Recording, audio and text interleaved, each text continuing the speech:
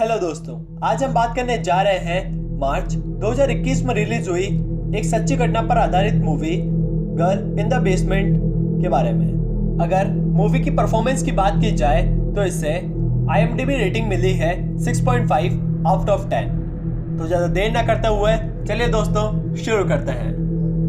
Movie की शुरुआत होती है एक सारा नाम की लड़की से, जिसे अपने फ्रेंड के घर पर पार्टी के लिए जाना है, मगर उसके डैड उसे परमिशन नहीं देते हैं। सारा अपनी मॉम से कहती है कि मगर आपने तो हाँ कहा था, जिस पर उसकी मॉम उसे कहती है कि कोई बात नहीं, आज मत जाओ, कभी और चली जाना। इस बात से गुस्सा होकर वह अपने रूम की तरफ चली जाती है, जहाँ उसकी बड़ी बहन ईमी मौजूद होती है। ईमी मोस्टली वीकेंड पर ही घर आती है, क्योंकि ज्यादातर वो जॉब के कारण आउट ऑफ स्टेशन होती है। यहाँ पर हम देखते हैं कि उसी रात सारा सबसे छुपकर अपने बॉयफ्रेंड के साथ पार्टी में जाती है। तभी सारा की माँ रूम में आती है। सारा को कमरे में ना पाकर वह ये सारी बात उसके डैड टॉम को बता देती है। सारा के डैड यहाँ पर बहुत गुस्सा होते हैं और दूसरी तरफ सारा अपनी पार्टी एंजॉय करके सुबह घर पहुँचती है। यहाँ उसके डैड उसे बहुत डांटते हैं। कुछ देर में उसकी मॉम भी वहाँ आ जाती है और सारा अपने रूम में चली जाती है। थोड़ी देर में रूम में सारा की बहन और मॉम दोनों आ जाते हैं और तीनों मिलकर बातें करने लगते हैं। सारा कहती है कि जब मैं 18 साल की हो जाऊंगी तब फ्लोरिडा जाऊंगी और वहां पर जॉब करूंगी और अकेली भी रहूंगी। ये सारी बातें उसके फादर छुपकर सुन रहे होते हैं। इसके बाद वे बेसमेंट में एक सीक्रेट रूम ओपन करते हैं। अब हमें सीधा 3 महीने बाद का सीन दिखाया जाता है। सारा फोन पर अपने बॉयफ्रेंड से बात कर रही होती है। ईवी जॉब के लिए आउट ऑफ स्टेशन होती है और उसकी मॉम काम से बाहर गई हुई होती है। इसका मतलब ये था कि अब घर में सारा और उसके डैड ही थे। जहां हम देखते हैं कि सारा के डैड उसे बुलाते हैं और एक बॉक्स को दिखाते हुए कहते हैं कि उन्हें ये बॉक्स बेसमेंट में पहुंचाना है, तुम मेरी हेल्प करो। और सारा ऐसा ही करती है। सारा अपने डैड के साथ नीचे बेसमेंट में चली जाती है। बेसमेंट में पहुंचकर सारा के डैड एक सीक्रेट डोर ओपन करते हैं, जिसे देखकर सारा थोड़ा डर जाती है। जिसके बाद सारा के डैड उस बॉक्स को लेकर सारा के साथ उस रूम में चले जाते हैं और बताते हैं कि इस रूम को छुपने के लिए वर्ल्ड वॉर के समय यूज किया जाता है। तभी उसके डैड उसे बातों में उलझाकर उस रूम में बंद करके वहां से चले जाते हैं। सारा बहुत चिल्लाती है और अपने डैड से मदद मांगती है और उसे बाहर निकालने के लिए कहती है, मगर वो उसकी एक नहीं सुनते। सारा लॉक खोलने की कोशिश करती है, मगर 3 बार गलत अटेम्प्ट करने पर रूम की लाइट और वेंटिलेशन अपने आप बंद हो जाता है, जिसे देखकर सारा डर जाती है और वह फटाफट से उस बॉक्स को खोलने की कोशिश करती है जो वह अपने डैड के साथ लाई थी। उस बॉक्स में सारा के काम की सारी चीजें मौजूद थी। उसके बाद सारा वेंटिलेशन के विंडो से हेल्प मांगती है, मगर उसकी आवाज और कोई नहीं बल्कि उसके डैड सुन लेते हैं और वहां पर लाकर एक ब्लैंकेट रख देते हैं, जहां से वह आवाज आ रही होती है। ब्लैंकेट के साउंड प्रूफ होने के कारण आवाज आना बंद हो जाती है।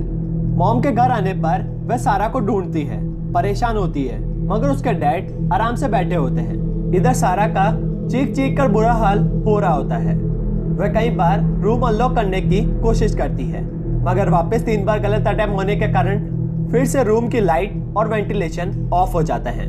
तभी उसके डैड उसके पास आते हैं, जहां सारा उन्हें धक्का मारकर भागने की कोशिश करती है, मगर बेसमेंट का भी गेट लॉक होने के कारण वह नहीं भाग पाती। तभी वहां पर उसके डैड आ जाते हैं और उसे डांटते हुए वापस से सीक्रेट रूम में ले जाते हैं। सारा के डैड उसे कहते हैं कि अगर तुम मेरी बात मानोगी तो मैं तुम्हें जल्द ही आजाद कर दूंगा, मगर सारा उनकी बातों पर राजी नहीं होती। जिसके बाद उसके डैड को गुस्सा आ जाता है और वह सारा का रेप कर देते हैं और वहां से चले जाते हैं। समय बीतता है और सारा की तबीयत बिगड़ने लगती है। उसे वॉमिटिंग होने लगती है। देखते देखते 1 हफ्ता बीत जाता है। दूसरी तरफ सारा की मॉम पुलिस को घर बुलाती है ताकि वह सारा को सर्च करवा सके।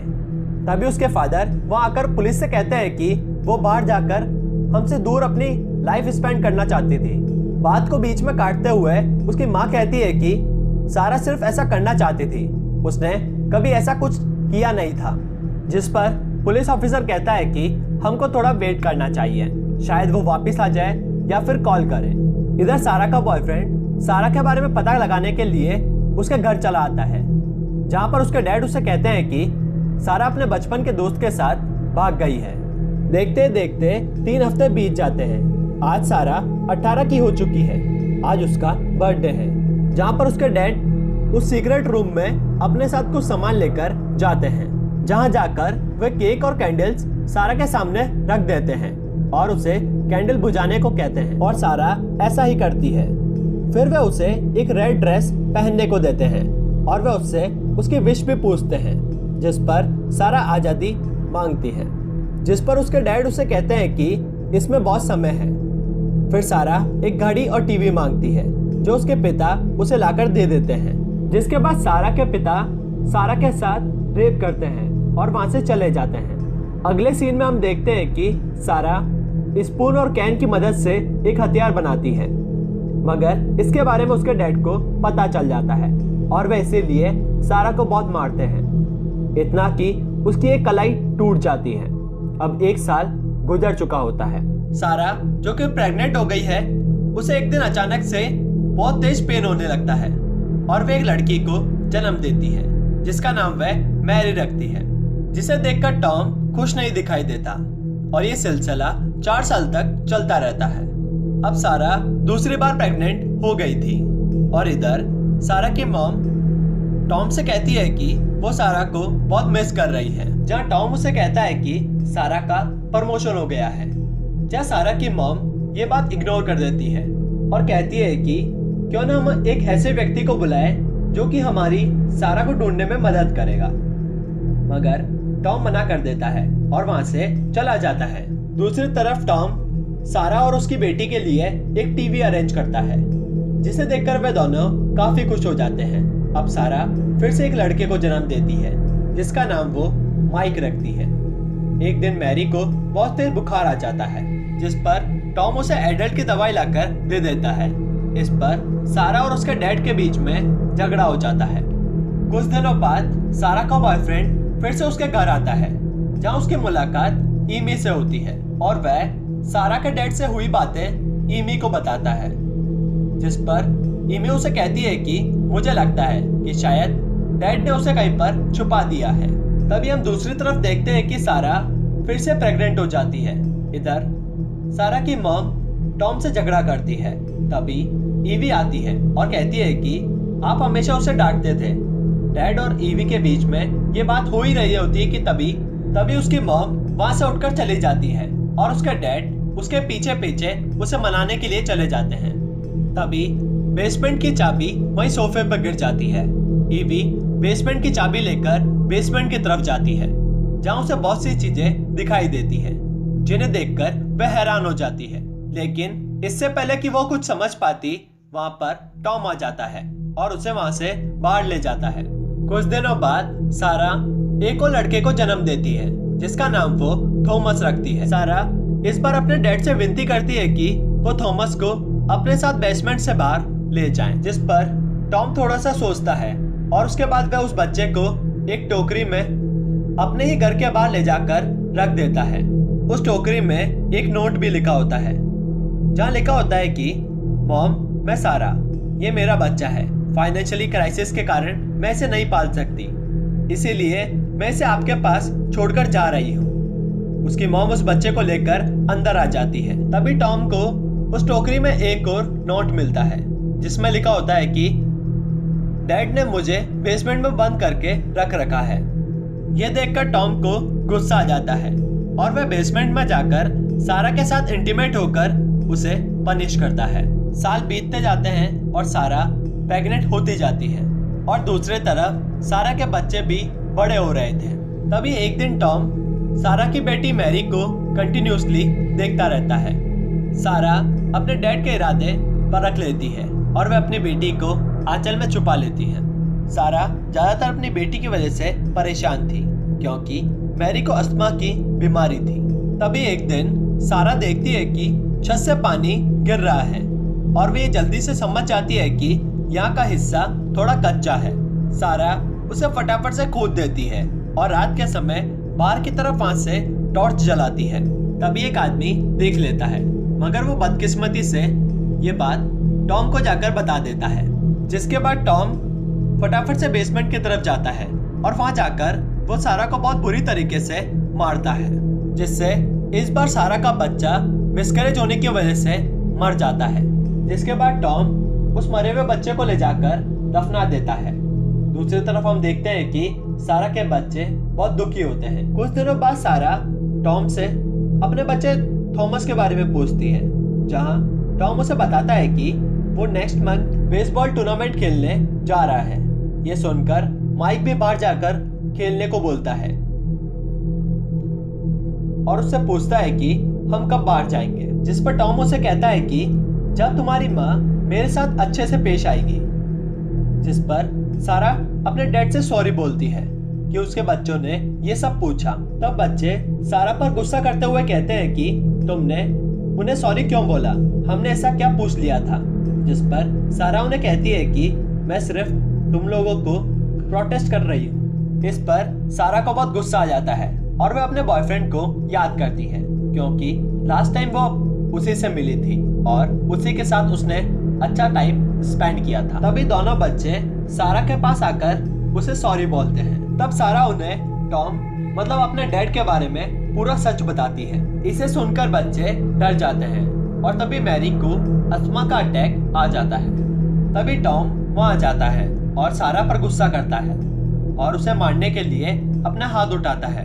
तभी माइक उसका हाथ पकड़ लेता है और टॉम बाहर की तरफ आ जाता है और बेसमेंट की लाइट ऑफ कर देता है। कुछ दिनों बाद टॉम की जॉब चली जाती है और धीरे धीरे उसका सारा पैसा खर्च होने लगता है। जिस पर उसकी वाइफ उसे पूछती है कि आखिर तुम्हारा पैसा कहाँ खर्च हो रहा है। इधर सारा वेंटिलेशन तोड़ देती है और दूसरी तरफ हम देखते हैं कि टॉम को बैंक की तरफ से घर खाली करने का नोटिस आता है, क्योंकि उसने काफी समय से घर की EMI नहीं दी थी। तभी टॉम सारा और उसके बच्चे को मारने की कोशिश करता है, क्योंकि अब वो ये सब कुछ हैंडल नहीं कर पा रहा था। वो वेंटिलेशन से अपनी कार के धुएं को छोड़ता है। तभी थॉमस बाहर आ जाता है और कार को बंद कर देता है। 20 साल बीत चुके होते हैं कि तभी हम देखते हैं कि मैरी को अस्थमा का अटैक वापस आ जाता है, जिस पर सारा और माइक मिलकर उसका ख्याल रखते हैं। तभी वहां पर टॉम आ जाता है, जिस पर सारा उन्हें मैरी को डॉक्टर के यहाँ पर दिखाने को कहती है, मगर टॉम इस पर मना कर देता है। लेकिन जिद करने पर वो मान जाता है। परंतु हॉस्पिटल जाने से पहले वह माइक को वहीं पर ही बेसमेंट में बंद कर देता है और सारा और मैरी को अपने साथ बाहर ले जाता है। आज इतने साल बाद सारा बेसमेंट से बाहर निकली थी और ये नज़ारा देखकर वो बहुत खुश होती है और यहाँ तक कि वो पहले का सब कुछ याद करने की कोशिश करने लगती है। मैरी को हॉस्पिटल ले जाया जाता है, जहाँ बहुत मुश्किल से उसे बचाया जाता है। तभी एक नर्स सारा को एक फॉर्म फिल करने को कहती है, लेकिन कुछ देर और बाहर रहने के लिए सारा उस फॉर्म पर पानी गिरा देती है, जिस पर टॉम दूसरा फॉर्म लेने के लिए जाता है। तभी सारा उस नर्स के पास जाकर उसे गले लगाती है और उस नर्स को अपने साथ घटित घटना के बारे में बताती है, जहाँ पर इत्तेफाक से एक पुलिस ऑफिसर भी आ जाता है, जो कि टॉम को पकड़ लेता है। जिसके बाद टॉम पुलिस को सब कुछ सच सच बताता है। थोड़ी देर में माइक को भी बाहर निकाल लिया जाता है। ये सब देखकर थॉमस और उसकी मॉम शॉक हो जाती है। टॉम को सजा हो जाती है और दूसरी तरफ सारा अपनी मॉम और बहन को देखकर काफी खुश होती है। थोड़े दिन बाद उसका बॉयफ्रेंड भी आ जाता है, जिसने अभी तक शादी नहीं की होती है। वो आज तक सारा का इंतजार कर रहा होता है। जिसके बाद वह दोनों लॉन्ग ड्राइव पर जाते हैं और यहीं पर ही हमारी मूवी का दी एंड हो जाता है। जैसा कि दोस्तों मैंने आप लोगों को मूवी की शुरुआत में बताया था कि ये मूवी एक सच्ची घटना पर आधारित है, जिसकी सच्ची घटना की कहानी की वीडियो मैं आप लोगों के लिए जल्दी अपलोड करूंगा। तो दोस्तों अगर आपको हमारी आज की वीडियो पसंद आई है तो इसे लाइक करना, शेयर करना ना भूलें। चैनल को सब्सक्राइब करें और बेल आइकन दबाएं ताकि आपको हमारी आने वाली वीडियो की जानकारी प्राप्त हो सके। धन्यवाद।